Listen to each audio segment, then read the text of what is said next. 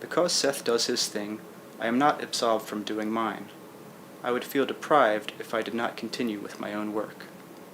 Anyone can say, of course, that in Seth's book the hidden processes are so separate from my normal consciousness that the final product only seems to come from another personality. I can only state my own feelings and emphasis that Seth's book, and the whole 6,000-page manuscript of Seth material, don't take care of my own creative expression or responsibility. If both came from the same unconscious, it seems that there would be no slack to take up. Despite this, I'm aware of the fact that I was necessary to the production of Seth's book. He needed my ability with words, even, I think, my turn of mind. Certainly, my writing training aids in the translation of his material and helps give it form, no matter how unconsciously this is done. Certain personality characteristics are important too, I imagine. The agility with which I can switch the focus of my consciousness, for example. Seth, when he says, "Now the information in this book is being directed to some extent through the inner senses of the woman who is in trance as I write it. Such endeavor is the result of highly organized inner precision and of training. She could not receive the information from me. It could not be translated nor interpreted while she was focused intensely in the physical environment." Looked at merely as an example of unconscious production, however, Seth's book clearly shows the organization, discrimination, and reasoning are certainly not qualities of the conscious mind alone, and demonstrates the range and activity of which the inner self is capable. I do not believe that I could get the equivalents of Seth's book on my own. The best I could do would be to hit certain high points, perhaps in isolated poems or essays, and they would lack the overall unity, continuity, and organization that Seth has provided automatically. Besides this, I have certain unique experiences during sessions that seem to compensate for my lack of conscious creative involvement. Often, I participate in Seth's great energy and humor, for example, enjoying a sense of emotional richness and encountering Seth's personality on a very strange level.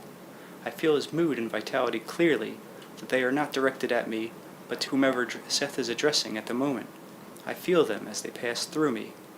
As Rob's notes show, I often have other kinds of experiences also while speaking for Seth. Sometimes, for instance, I see inner visions. They may illustrate what Seth is saying, so that I am receiving information in two ways, or they may be completely separated from the script. I've had several out-of-body experiences also during sessions when I saw events actually happening some thousands of miles away. This book of Seth's way of demonstrating that human personality is multidimensional, that we exist in many realities at once, that the soul or inner self is not something apart from us, but the very medium in which we exist. His emphasis that truth is not found by going from teacher to teacher, church to church, or discipline to discipline, but by looking within the self. The intimate knowledge of consciousness, the secrets of the universe, are not esoteric truths to be hidden from the people then. Such information is as natural to man as air, and is available to those who honestly seek it by looking to the source within. In my opinion, Seth has written a book that is a classic of its kind. After referring to him cautiously as a personality, I feel bound to add that Seth is an astute philosopher and psychologist, deeply knowledgeable in the ways of human personality and well aware of the triumph and plight of human consciousness. I'm personally intrigued, of course, that this book was written through me without my conscious mind there at every point, anxiously checking, organizing, and criticizing as it does with my own work. Then, while my creative and intuitional abilities are given a good deal of freedom, the conscious mind is definitely in control. Yet this book was not written by itself in the same way that some poems seem to be. Often a writer will say that a certain book wrote itself, and I know what that means. In this case, however, the book came from a specific source, not just from out there, and it is colored by the author's personality, which is not mine. The whole creative venture may be the initiation of a personality, Seth, who then writes books. Seth may be as much of a creation as his book is. If so, this is an excellent instance of multidimensional art, done at such a rich level of unconsciousness that the artist is unaware of her own work and as much intrigued by it as anyone else. This is an interesting hypothesis. In fact, Seth speaks about multidimensional art in his book. But Seth does more than write books. He is a fully developed personality with a variety of interests: writing, teaching, helping others, His sense of humor is quite individualistic and unlike mine. He is shrewd, in his manner more earthy than ethereal. He knows how to explain complex theories simply, in person-to-person contact. Perhaps more important, he is able to relate these ideas to ordinary living. Seth also appears frequently in the dreams of my students, giving them instructions that work, either involving methods of using their abilities or of achieving certain goals. Almost all of my students have frequent class dreams, also in which Seth addresses them as a group and initiates dream experiments. Sometimes they see him as he appears in the portrait Rob painted of him. On occasion, he speaks through my image, as in normal sessions. I have awakened many times when such dream sessions were taking place, hearing Seth's words still lingering in my mind. It's not unusual that students should dream of Seth, of course, or that they should dream of me, but certainly Seth has achieved independent status in their eyes and has become a vehicle of instruction even in the dream state. In other words, besides producing the continuing Seth material in this book, Seth has entered the minds and consciousnesses of many people. This is a good deal of accomplishment in 7 years for any personality, regardless of its status. For a non-physical personality, it is astonishing indeed. To ascribe all of this activity to a figment of the unconscious seems rather much. In the same amount of time, I've published 2 books, finished another, and begun a 4th. I mention this to show that Seth hasn't been absorbing any of my own creativity. Rob and I don't refer to Seth as a spirit. We dislike the connotations of the term. Actually, what we object to is the conventional idea of a spirit, which is an extension of quite limited ideas of human personality, only projected more or less into an afterlife. You can say that Seth is a dramatization of the unconscious or an independent personality. Personally, I don't see why the statements have to be contradictory. Seth may be a dramatization playing a very real role, explaining his greater reality in the only terms we can understand. This is my opinion at this time.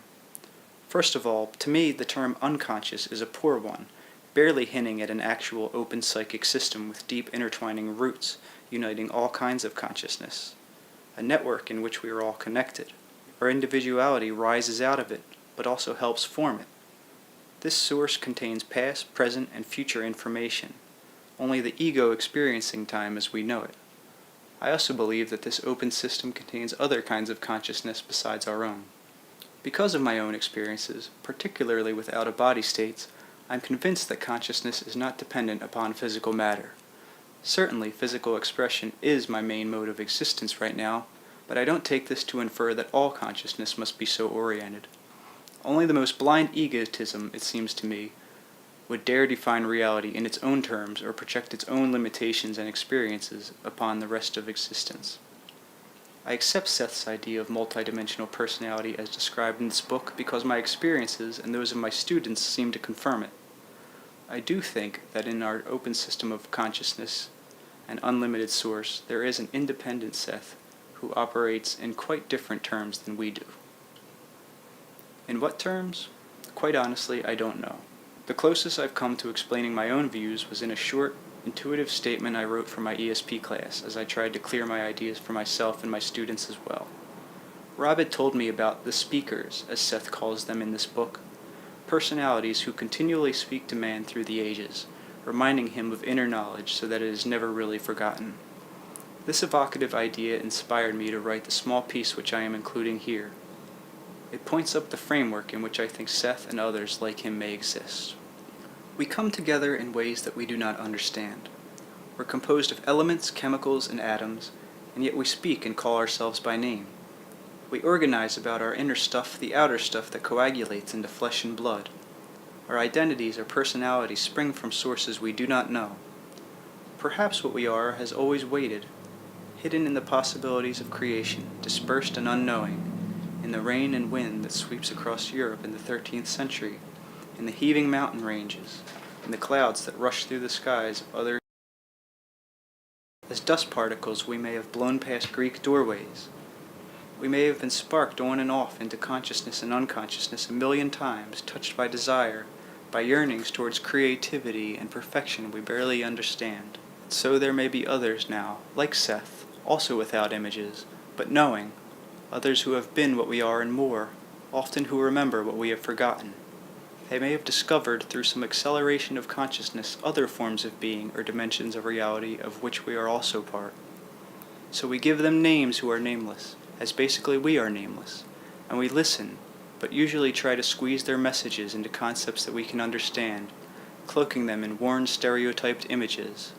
Yet they are all about us, in the wind and trees, formed and unformed, more alive in many ways than we are, the speakers.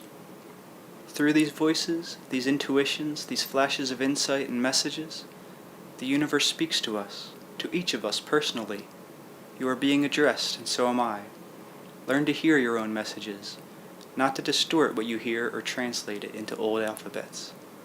In class, and in life generally, I think we are responding to such messages, sometimes acting them out with almost childlike wisdom, forming them into dramas that are original and individualistic, dramas that arouse within us meanings that cannot be put into words. This may be the kind of play in which the gods indulge, from which creations grow, sprawling out in all directions. We may be responding to the gods in ourselves, those inner sparks of knowing that defy our three-dimensional knowledge. Seth may be leading us out of our usual limitations, into another realm that is ours by right, elemental whether we are in flesh or out of it. He may be the voice of our combined selves, saying, "While you are conscious bodies, remember it was like, and it will be like, to be bodiless, to be freewheeling energy without a name, but with a voice that does not need tongue, with a creativity that does not need flesh. We are yourselves, turned inside out." Regardless of my ideas about Seth or the nature of reality, however, this manuscript must stand on its own as a book. It bears the mark of Seth's personality, as any book carries indelibly within it the stamp of its author, no more and no less. The ideas within it deserve a hearing, despite their source, and conversely, because of it. When our sessions first began, I thought of publishing the material as my own, so that it could be accepted for its value, without introducing questions about its source. This did not seem just, however, because the way Seth's material is produced is part of the message and reinforces it. Seth's dictation is given as we received it, in order, with no paragraphs added or deleted. He certainly knows the difference between spoken and written languages. His class sessions are less formal, with a good amount of give and take. This book, though, is much more like our own private sessions in which the body of the material is delivered. The emphasis is more definitely on content, the stress on the written rather than the spoken word. Seth's sentence structure has not been changed either, except in occasional instances. A few times I made 2 sentences out of one long one, for example. Much of the punctuation was indicated by Seth.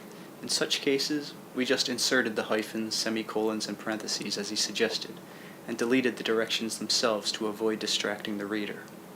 Where Seth asked for quotes, we have used double quotes. Otherwise, where the meaning seems to call for them, the single quotation marks are used. Seth also instructed us to underline certain words. Seth's sentences are often long, particularly for verbal delivery, yet he never gets lost or loses touches with syntax or meaning. Whenever a difficulty seemed to exist in this respect, we checked out the original session and saw that somewhere along the line an error in copying had been made. I noticed this particularly since I have tried dictating letters into a recorder and note lack of success. After the first few sentences, I had great difficulty in remembering what I'd said or how I expressed it. Proofreading involved work on Rob's notes mainly, as he made them more presentable. In some cases, material not a part of the book was included if it seemed relevant, cast sidelights on the method of presentation or gave insights into Seth himself. As Rob's notes also show, Seth began dictating the appendix as soon as the book was finished. Rather amusingly, I didn't realize that Seth had already begun the appendix, and I spent several days wondering just who was supposed to take care of it, and if Seth was, when he would begin. Here's another note of interest along these lines. I write 3 drafts of my own work, and sometimes still wind up dissatisfied. This book was dictated in its final draft. Seth also followed his outline far more faithfully than I've ever followed mine. He also deviated from it in some cases, however, as is every author's right. From here on, Seth speaks for himself. Jane Roberts, Elmira, New York, September 27th, 1971.